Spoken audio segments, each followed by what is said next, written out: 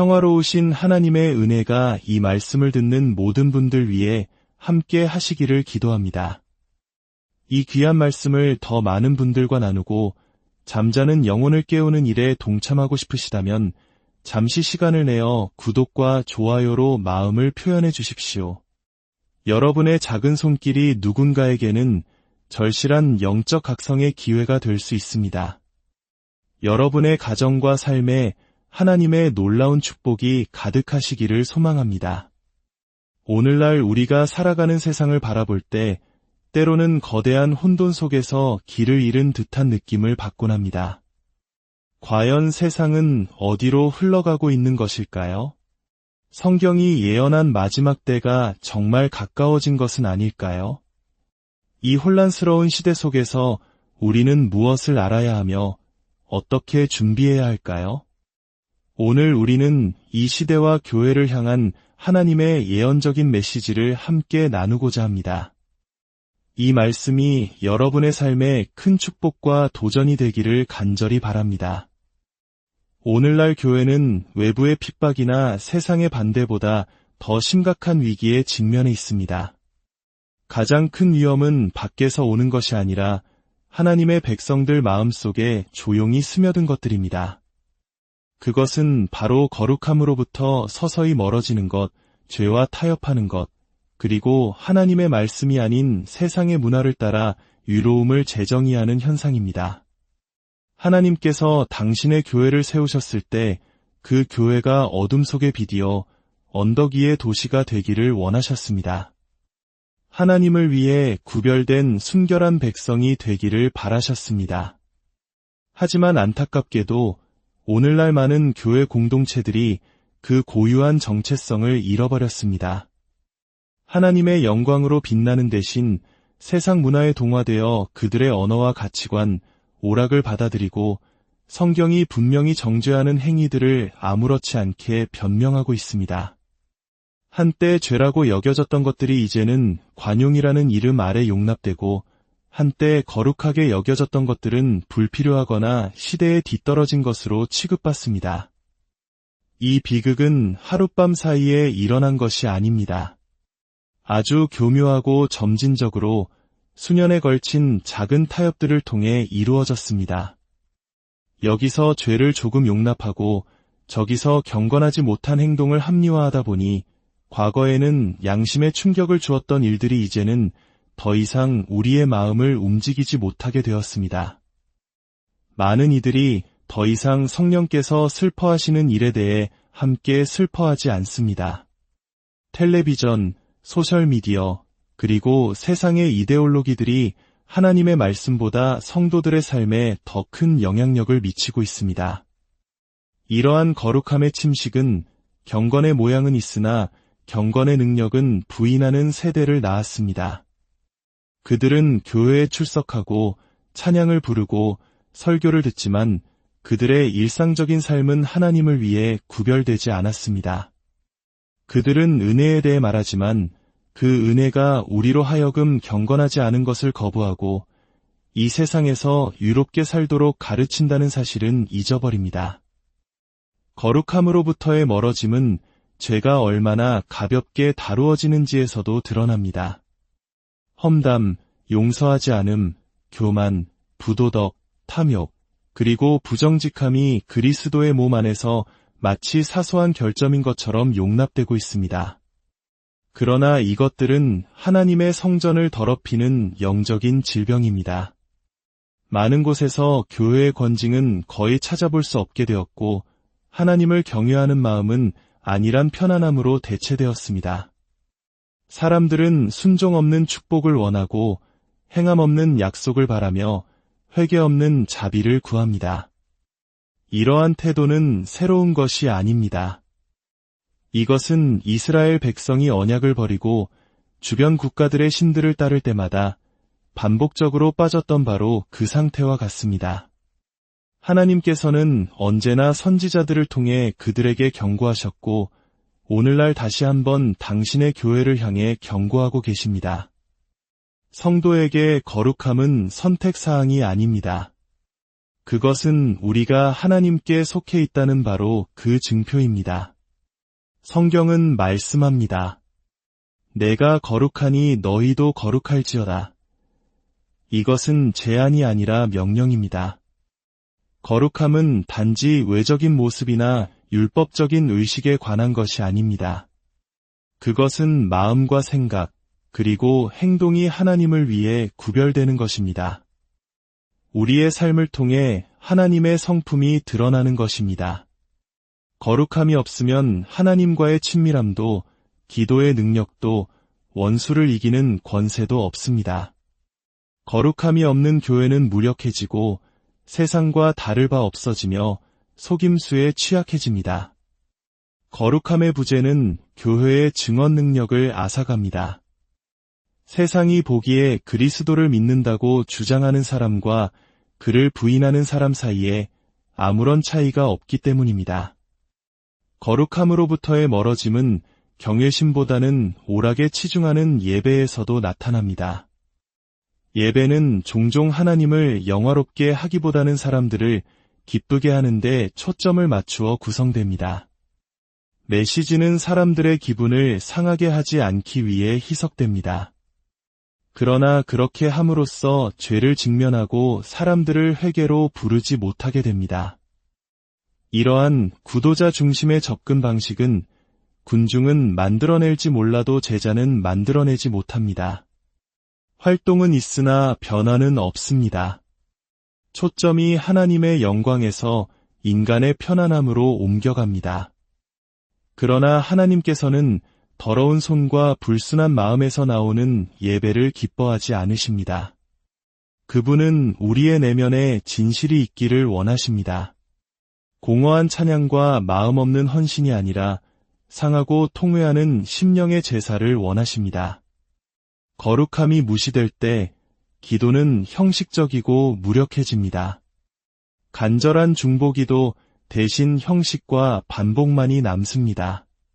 하나님 앞에서의 깨어짐 대신 굴복 없는 자기중심적인 간구만 있게 됩니다. 거룩함은 우리의 마음을 하나님의 뜻에 맞추기 때문에 기도에 불을 붙입니다. 거룩함이 없다면 기도는 방해를 받습니다. 초대 교회는 성령으로 충만하고 순종하며 거룩한 삶을 살았기 때문에 능력 있게 기도할 수 있었습니다.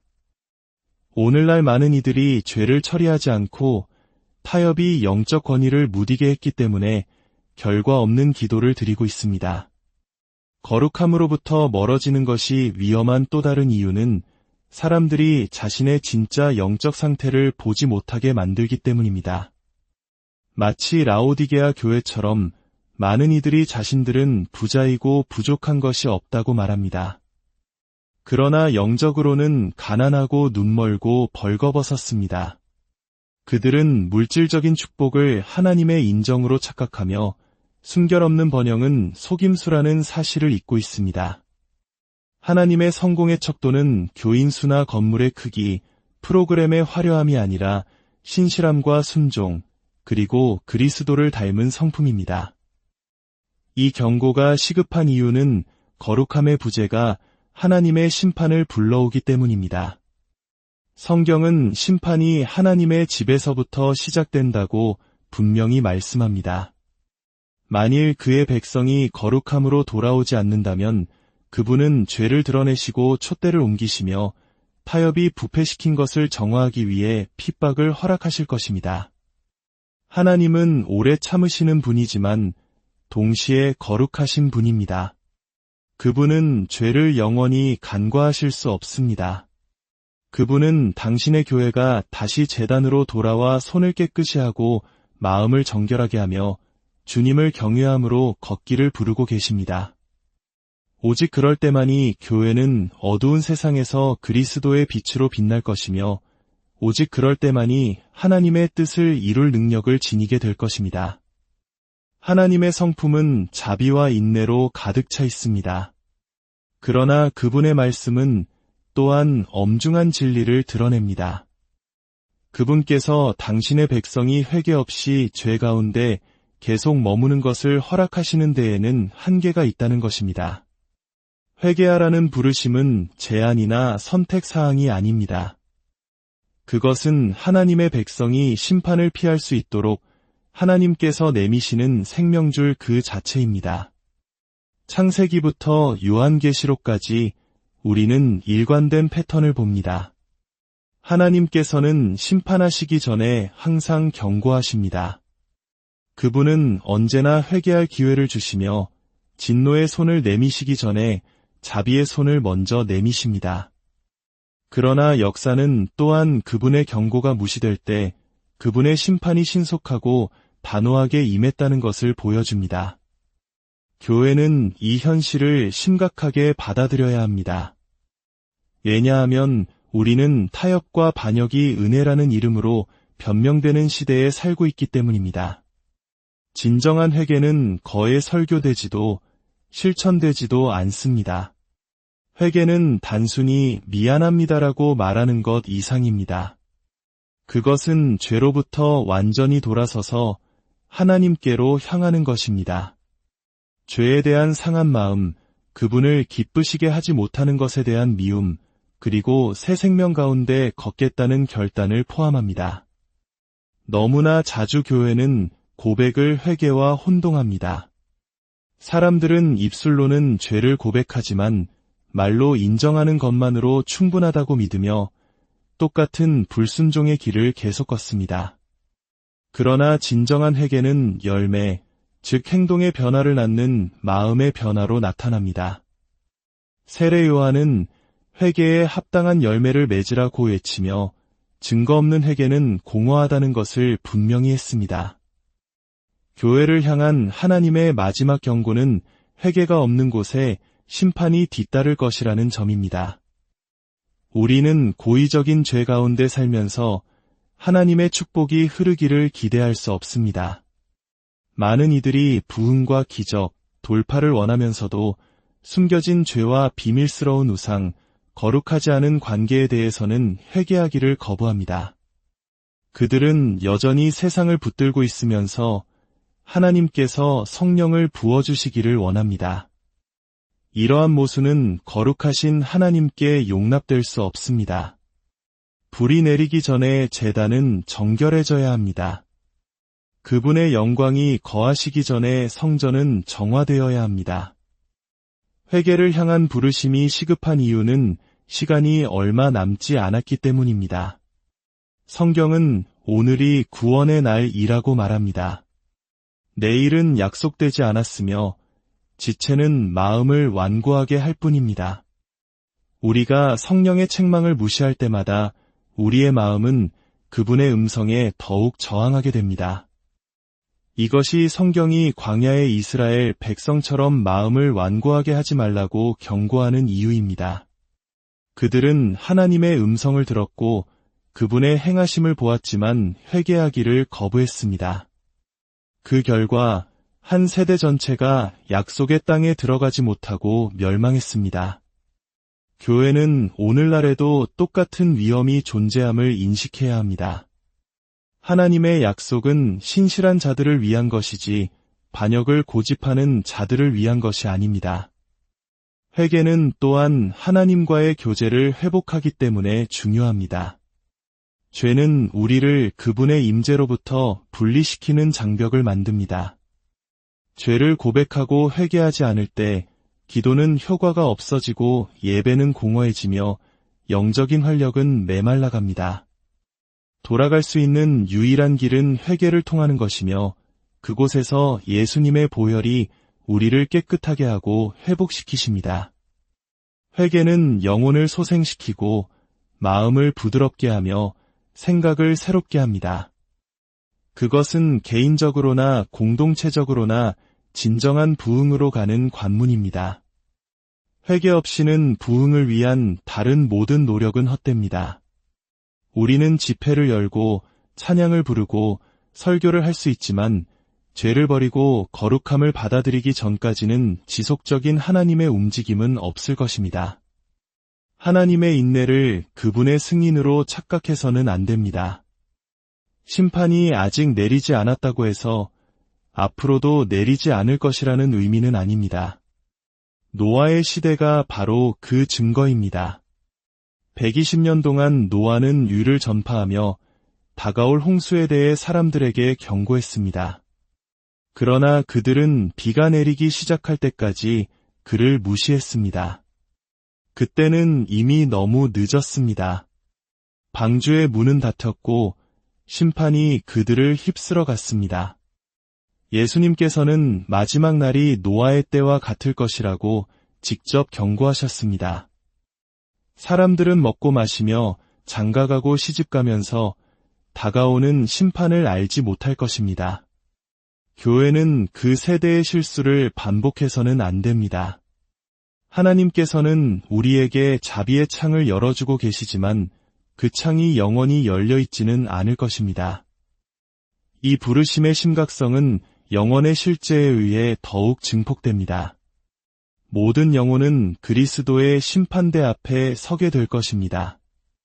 믿는 자들에게 이 심판은 우리의 행위가 하나님을 기쁘시게 했는지 아니면 무가치하게 불타버렸는지를 드러낼 것입니다. 믿지 않는 자들에게는 하나님으로부터의 영원한 분리를 결정할 것입니다. 회개는 바로 그날을 위한 준비입니다. 그것은 우리의 삶을 하나님의 뜻에 맞추고 그분께서 다시 오실 때 우리가 신실한 자로 발견되도록 보장합니다. 회개를 무시하는 것은 단지 위험한 것이 아니라 치명적입니다. 하나님의 사랑은 그분의 경고 속에 분명히 나타나 있습니다. 아버지가 자녀를 파멸로부터 지키기 위해 훈계하듯이 하나님께서는 당신의 교회가 그분께로 돌아올 수 있도록 경고하십니다. 그분의 소망은 아무도 멸망하지 않고 모두가 회개에 이르는 것입니다. 이것이 바로 복음이 회개하라는 부르심으로 시작되는 이유입니다. 예수님의 첫 번째 메시지는 회개하라, 천국이 가까이 왔느니라 였습니다. 사도들도 같은 메시지를 전했습니다. 초대 교회는 회개와 거룩함 가운데 걸었기 때문에 능력 있게 전진할 수 있었습니다. 현대 교회가 하나님의 능력과 임재의 충만함을 보기 원한다면 이 기초로 돌아가야만 합니다. 회개는 생명을 가져오지만 거절은 죽음을 가져옵니다. 선택은 우리 앞에 놓여 있습니다. 순종을 통한 생명과 축복이냐, 아니면 반역을 통한 저주와 파멸이냐. 미지근한 기독교의 시대는 끝났습니다. 하나님께서는 당신의 백성에게 옷이 아닌 마음을 찢고 스스로 겸비하여 그의 얼굴을 찾고 악한 길에서 떠나라고 부르고 계십니다.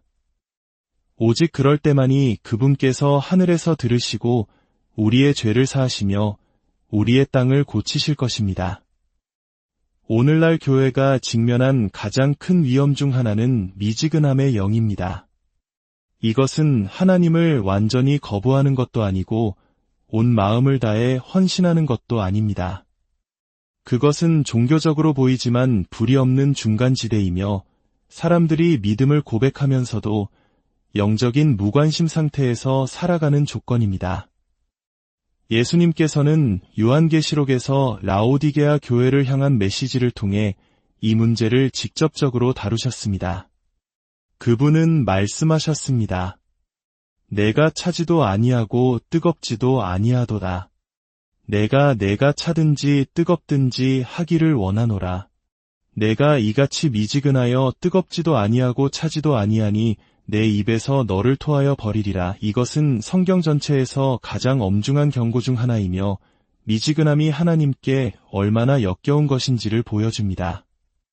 그분을 기쁘시게 하는 것은 부분적인 순종이 아니라 온전한 굴복입니다.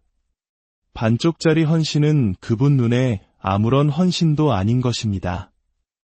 미지근한 신앙은 변화의 능력 없이 경건의 모양만 주기 때문에 기만적입니다. 미지근한 사람들은 정기적으로 교회에 출석하고 활동에 참여하며 심지어 하나님에 대해 말할 수도 있습니다. 그러나 그들의 마음은 그분을 향한 사랑으로 불타지 않습니다. 그들의 하나님과의 관계는 피상적이고 얕으며 편리합니다. 그들은 편할 때는 그분을 섬기지만 순종이 희생을 요구할 때는 뒤로 물러섭니다. 필요할 때는 기도하지만 평범한 날에는 그분과의 교제를 소홀히 합니다. 쉬울 때는 헌금하지만 가치 있는 것을 드려야 할 때는 주저합니다. 미지근한 신앙은 피상적인 종교 생활에 만족하지만 제자도의 더 깊은 부르심에는 저항합니다. 이 상태가 위험한 이유는 신자들이 자신의 진짜 영적 상태를 보지 못하게 만들기 때문입니다. 예수님께서는 라오디게아 교회가 자신들은 부자이고 풍족하며 부족한 것이 없다고 생각한다고 묘사하셨습니다. 그러나 실제로는 그들은 비참하고 불쌍하며 가난하고 눈멀고 벌거벗었습니다. 미지근함은 영적인 교만과 자기기만을 낳습니다. 많은 이들이 공개적으로 하나님께 반역하지 않기 때문에 자신들이 좋은 상태에 있다고 가정합니다. 그들은 하나님을 향한 무관심이 공개적인 거부만큼이나 모욕적이라는 것을 깨닫지 못합니다. 미지근함의 원인은 여러 가지가 있지만 주된 뿌리 중 하나는 편안함입니다. 신자들이 안락함, 번영, 그리고 세상의 즐거움에 둘러싸여 있을 때 하나님을 찾는 절박함은 줄어듭니다. 시련과 핍박의 시기에는 교회가 종종 더욱 열정적이고 기도에 힘쓰게 됩니다. 하나님께 의지하는 것이 불가피하기 때문입니다. 그러나 평화와 풍요의 시기에는 안주하고 그리스도와의 친밀함을 추구하기보다는 판에 박힌 종교 생활에 안주하려는 유혹에 빠집니다. 어쩌면 전쟁의 폐허 속에서 눈물로 기도하며 부흥을 이끌었던 우리 한국 교회의 선배들과 오늘날 물질적 풍요 속에서 영적 잠에 빠진 우리의 모습이 바로 이러한 대조를 보여주는 것일지도 모릅니다. 미지근함의 또 다른 원인은 세상과의 타협입니다. 신자들이 세상적인 가치관, 오락, 철학이 하나님의 말씀보다 그들의 마음을 더 많이 형성하도록 허용할 때 헌신의 불은 서서히 꺼집니다. 죄는 영적인 식욕을 무디게 하고 타협은 신념을 약화시켜 결국 자신의 영적 상태의 심각성을 더 이상 느끼지 못하게 만듭니다. 미지근한 신앙의 결과는 파괴적입니다. 그것은 교회의 능력과 권위, 그리고 증거를 빼앗아갑니다. 미지근한 신자는 열정적으로 중보할 수 없고 진정으로 예배할 수 없으며 확신을 가지고 설교할 수 없습니다. 그들의 삶은 그리스도를 고백하지만 변화의 증거가 없는 모순 덩어리가 됩니다. 이것은 그들 자신의 영혼에 해를 끼칠 뿐만 아니라 세상 앞에서 하나님의 이름에 먹칠을 합니다. 세상 사람들은 그리스도를 믿는다고 주장하는 사람과 그를 거부하는 사람 사이의 차이점을 보지 못하고 복음을 무력하거나 무관한 것으로 치부하게 만듭니다. 미지근함에 대한 하나님의 반응은 관용이 아니라 거부입니다. 그분은 차라리 당신의 백성이 차가워서 완전히 그분을 반대하는 편이 미지근한 것보다 낫다고 분명히 하십니다. 이는 차가움은 적어도 그 사람의 상태의 진실을 드러내지만 미지근함은 그것을 종교라는 외투 아래 숨기기 때문입니다. 미지근한 교회는 이미 살아있다고 믿기 때문에 깨우기가 더 어렵습니다. 미지근한 신앙에 대한 유일한 치료법은 마음의 부흥입니다. 사랑과 헌신을 다시 불태우는 하나님과의 새로운 만남입니다. 이것은 정직함에서 시작됩니다. 마음의 진짜 상태를 인정하는 것입니다. 회개는 인식을 뒤따라야 합니다. 회개 없이는 미지근함은 남을 것이고 결국 영구적인 무관심으로 굳어질 것입니다. 그러나 신자들이 스스로를 낮추고 자신의 무관심을 고백하며 간절히 하나님을 찾을 때 그분은 그들의 열정을 회복시켜 주실 신실하신 분입니다.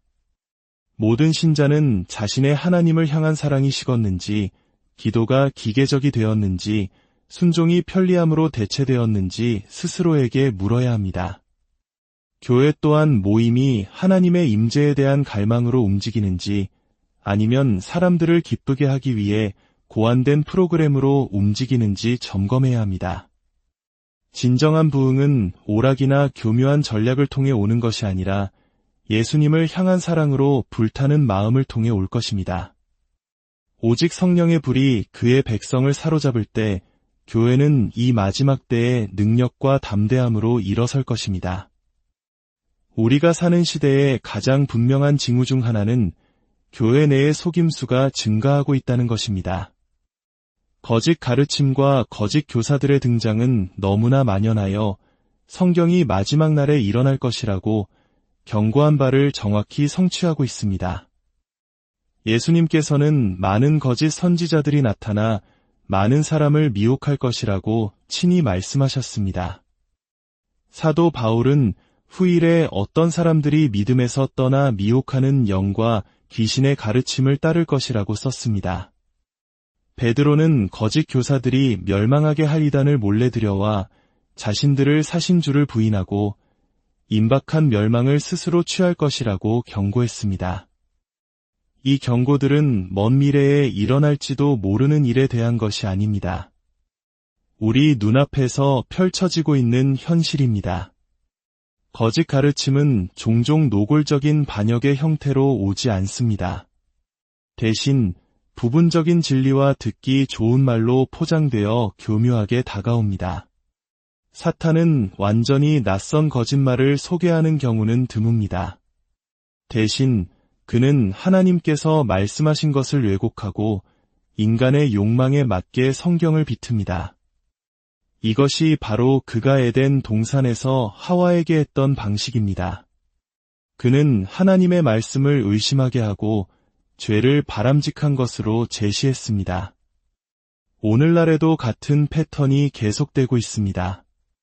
죄를 직면하고 회개를 요구하는 부분은 피하면서 사람들이 듣고 싶어하는 성경 구절만 강조하는 교사들이 일어납니다. 그들은 순종 없는 축복, 거룩함 없는 은혜, 희생 없는 번영을 설교합니다. 이러한 메시지는 매력적이고 군중을 끌어모으지만 영혼들을 영원을 위해 준비시키지 못합니다. 속임수에 증가는 사람들이 책망하는 말보다는 자신들을 기쁘게 하는 말을 듣고 싶어하는 욕망에 의해 부채질됩니다. 바울은 사람들이 건전한 교리를 견디지 못하고 자신의 가려운 길을 긁어줄 교사들을 주위에 모을 때가 올 것이라고 말했습니다. 그때가 바로 지금입니다. 많은 이들이 죄, 심판 또는 십자가에 대한 메시지를 듣고 싶어하지 않습니다. 그들은 긍정적인 확언, 동기부여 연설, 그리고 세상적인 성공의 약속을 원합니다. 그 결과 진리를 피하는 설교자들은 칭송받는 반면 의를 위해 서는 사람들은 거칠거나 시대에 뒤떨어졌다고 거부당합니다. 거짓 가르침이 위험한 이유는 사람들에게 잘못된 안도감을 주면서 그리스도로부터 멀어지게 하기 때문입니다. 그들은 자신들이 좁은 길에 있다고 사람들을 확신시키지만 실제로는 멸망으로 인도하는 넓은 길에 있습니다. 왜곡된 복음은 거짓 회심자를 낳습니다. 그리스도를 주장하지만 그를 알지 못하는 자들, 천국을 기대하지만 세상처럼 사는 자들입니다. 이것이 바로 예수님께서 그날에 많은 사람들이 주여, 주여라고 부르겠지만 그분은 내가 너희를 도무지 알지 못하니 불법을 행하는 자들아 내게서 떠나가라고 선언하실 것이라고 말씀하신 이유입니다. 교회의 책임은 이러한 거짓 가르침을 분별하고 저항하는 것입니다. 분별력은 오직 하나님과의 친밀함과 그분의 말씀에 대한 깊은 지식을 통해서만 옵니다. 성경에 뿌리 내리지 않은 신자는 유창한 연설가와 감정적인 호소에 쉽게 흔들릴 것입니다. 은행원들이 진짜 화폐를 너무나 잘 연구하여 이조지폐를 즉시 발견할 수 있듯이 신자들은 하나님의 말씀의 진리를 너무나 철저히 알아서 속임수가 명백해지도록 해야 합니다. 거짓 가르침의 등장은 또한 교회를 위한 시험입니다. 그것은 누가 진정으로 진리를 사랑하고 누가 편리함을 선호하는지를 드러냅니다. 위에 줄이고 목마른 자들은 인기가 없더라도 하나님의 말씀에 매달릴 것입니다. 믿음이 미지근한 자들은 받아들이기 가장 쉬운 메시지로 흘러갈 것입니다. 하나님의 경고는 분명합니다.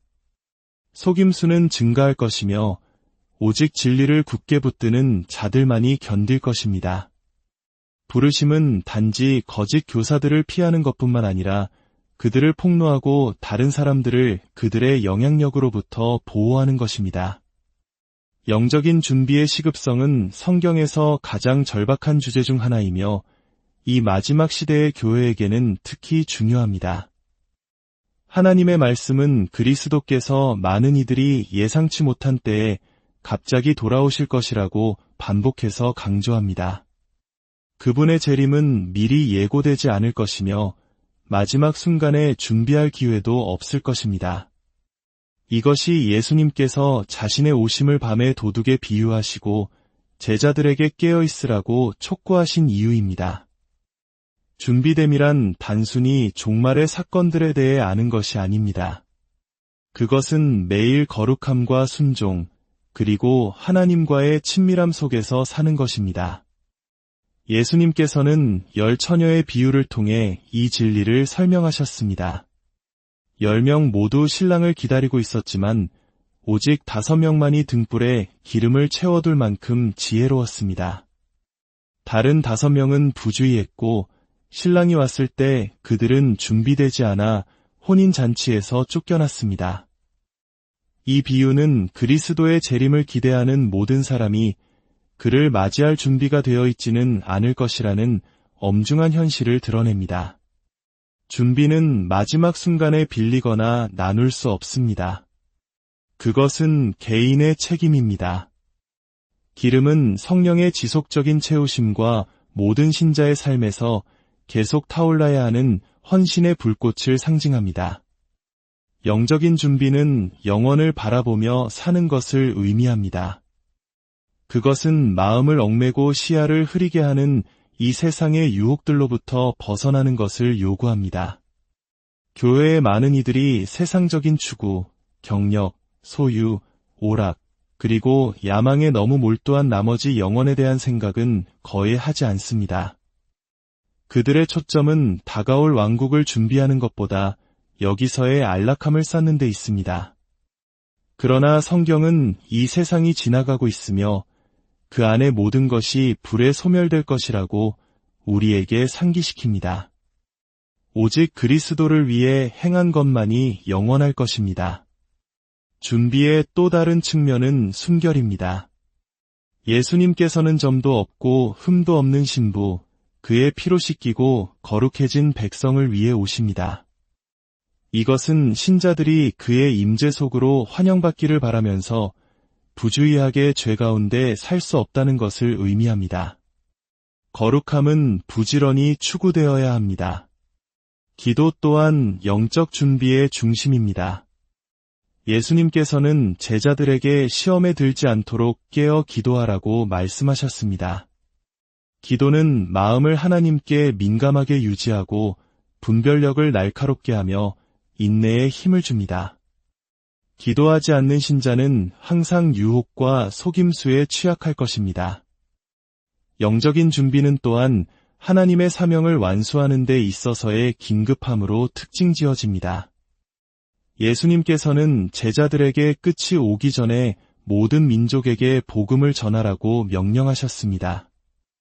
그러나 많은 이들이 잃어버린 영혼을 구원할 긴급함이 없는 것처럼 살아갑니다. 현실은 모든 영혼이 저울에 달려 있으며 일할 시간은 짧다는 것입니다. 준비는 수동적인 기다림이 아니라 적극적인 순종입니다. 많은 사람들을 준비되지 않은 상태로 만드는 위험 중 하나는 영적인 안일함입니다. 노아의 시대처럼 사람들은 먹고 마시고 결혼하며 일상적인 삶을 살아가면서 다가올 심판을 알지 못합니다. 노아는 방주를 짓는 것으로 조롱당했습니다. 그러나 홍수가 닥쳤을 때 그의 경고를 무시했던 사람들은 휩쓸려 갔습니다. 예수님께서는 자신의 재림 때에도 똑같을 것이라고 말씀하셨습니다. 사람들은 일상생활을 하다가 갑자기 인자가 나타날 것입니다. 준비를 위한 두 번째 기회는 없을 것입니다. 긴급함은 내일이 아니라 바로 지금입니다. 지혜로운 자들은 경고에 귀를 기울이고 등불을 밝히며 그리스도의 나타나심이라는 영원한 소망에 눈을 고정하고 살아갈 것입니다. 하나님의 마지막 경고의 메시지는 그의 백성을 절망에 빠뜨리기 위함이 아니라 신실하게 남아있는 자들에게 약속하신 회복의 소망을 가리키기 위함입니다. 성경 전체에서 하나님께서 심판의 말씀을 보내실 때마다 그것은 항상 돌아오고 회개하며 회복되라는 초청과 함께였습니다. 그분의 경고는 결코 단순한 정죄가 아닙니다. 그것들은 파멸이 닥치기 전에 그의 백성을 자신에게로 다시 이끄시는 사랑의 행위입니다. 회복은 신실한 자들의 유업입니다. 세상과 타협하기를 거부하고 핍박을 견디며 그리스도를 향한 헌신의 굳건히 서 있는 자들에게는 영원한 상급이 약속되어 있습니다. 예수님께서는 이기는 자들을 기다리는 면류관에 대해 반복적으로 말씀하셨습니다. 생명의 면류관, 의의 면류관, 영광의 면류관, 인내는 헛되지 않습니다. 왜냐하면 하나님께서는 모든 순종의 행위, 비밀리에 속삭인 모든 기도, 믿음으로 흘린 모든 눈물, 그리고 그의 이름을 위해 드려진 모든 희생을 보고 계시기 때문입니다. 회복의 소망은 또한 개인뿐만 아니라 공동체적인 것입니다. 하나님께서는 그리스도의 재림 전에 당신의 교회를 순결과 능력으로 회복시키시겠다고 약속하셨습니다. 에스겔의 환상에서 마른 뼈에 생기를 불어넣으셨듯이 그분은 다시 그의 백성에게 당신의 영을 불어넣으실 것입니다. 역사는 교회가 타협으로 표류할 때마다 하나님께서 그의 백성을 다시 부르기 위해 각성의 목소리를 일으키셨음을 보여줍니다. 과거 세대의 부흥을 가져오신 바로 그 하나님께서 이 세대에도 다시 그렇게 하실 수 있습니다. 그러나 이 소망은 신실함을 선택하는 자들을 위해 예비되어 있습니다. 회복은 자동적이지 않습니다. 그것은 회개와 굴복을 요구합니다. 반역을 고집하는 백성에게 하나님께서는 당신의 영을 부어주시지 않을 것입니다. 하나님의 본성 자체가 회복의 약속에 뿌리를 두고 있습니다. 그분은 구속자이시며 깨진 것을 가져다가 온전하게 만드시고 애통을 기쁨으로 바꾸시며 제 대신 아름다움을 주시는 분입니다. 이스라엘의 역사는 반역, 심판, 회개, 그리고 회복의 순환으로 가득 차 있습니다. 그러나 하나님께서는 결코 그들을 완전히 버리지 않으셨습니다. 같은 방식으로 그리스도께서는 당신의 교회를 버리지 않으셨습니다. 많은 이들이 타협으로 표류했지만 그분의 소망은 여전히 당신의 신부를 정결하게 하고 연단하며 마지막 시간에 밝게 빛날 수 있도록 능력 주시는 것입니다. 신실함은 쉽지 않지만 그럴 만한 가치가 있습니다. 신실한 자들은 조롱, 거부, 심지어 핍박에 직면할 수도 있습니다. 그러나 그들은 또한 하나님의 가까우심, 그의 영의 능력, 그리고 영원한 영광의 확신을 경험합니다. 바울은 현재의 고난은 장차 우리에게 나타날 영광과 비교할 수 없다고 썼습니다. 경고와 심판 속에서 이 소망은 굳게 붙들려야 합니다. 하나님께서는 아직 당신의 교회를 향한 일을 마치지 않으셨습니다. 그분은 그녀를 정화하고 준비시키며 세상이 본 적 없는 가장 큰 추수를 위해 능력 주시고 계십니다. 견디는 신실한 자들은 그들이 상상했던 것보다 더 위대한 방식으로 나타나는 그의 영광을 보게 될 것입니다. 그리고 그리스도께서 다시 오실 때 그들은 기쁨으로 그에게 모여 위의 옷을 입고 그분과의 영원한 교제 속으로 환영받을 것입니다. 이 말씀을 듣는 모든 분들의 심령 속에 식어버린 첫사랑이 회복되고 성령의 불이 다시 한번 뜨겁게 타오르기를 소망합니다. 세상의 소리가 아닌 우리를 부르시는 하나님의 세미한 음성에 귀 기울이며 깨어 준비하는 지혜로운 신부들이